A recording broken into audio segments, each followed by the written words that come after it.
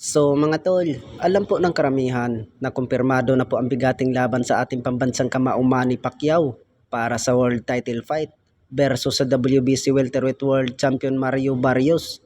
Nagaganapin po ngayong July 19 ay bumiyahe na po kanina po ang ating pambansang kamao Manny Pacquiao patungo pong Amerika at nasa Amerika na po ang ating pambansang kamao at wala pa pong 24 hours mga tol ay nag-iinsayo na po ang ating pambansang kamao Manny Pacquiao at dumiretso po sa wildcard boxing gym kay Freddy Roach. Maraming nagsasabi mga tol na may kahinaan na daw itong si Manny Pacquiao dahil po sa edad po ng 46 years old at ang kalaban niya mga tol ay 29 years old pa lang itong si Mario Barrios. Pero marami ding nagsasabi na hindi daw basihan po sa edad kundi daw sa abilidad. Bukod dyan, ay nakikita po natin dyan mga tol, ay mabilis pa naman itong ating pambansang kamao Manny Pacquiao at pinaghandaan talaga ng husto itong si Mario Barrios. Ay marami ding nagsasabi na kaya ding patulogin ni Manny Pacquiao itong si Mario Barrios. Samantala, ay undercard din ang anak sa ating pambansang kamao Manny Pacquiao, itong si Jimwell Pacquiao. Unang laban to ni Jimwell Pacquiao mga tol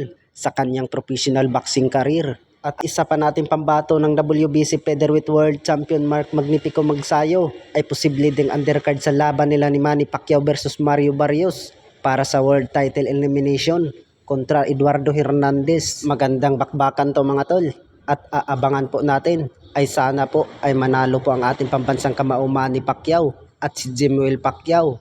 At kung sakali ay undercard itong si Mark Magnifico Magsayo ay sana ay mananalo din ito. Dahil ay kung mananalo itong si Mark Magnifico Magsayo kay Eduardo Hernandez mga tol ay makakalaban po sa world title fight ang ating pambato na si Magsayo kung saan niya makakalaban itong si Usyaki Foster ng WBC Super Featherweight Champion. Sa kabilang banda naman mga tol ay kumpirmado na po ang rematch po ng dalawa ng WBA World Champion. Sila sa WBA Lightweight World Champion Gervonta Tank Davis at WBA Super Featherweight World Champion Lamont Roach Jr. Dahil po sa unang laban nila mga tol ay na-draw po ang kanilang desisyon. Kaya nagkaroon po ng rematch po ng dalawa mga tol. Ngayong August 16 ay sino kaya ang matatalo nito? Dahil po ay banat po ni Lamont Roach Jr.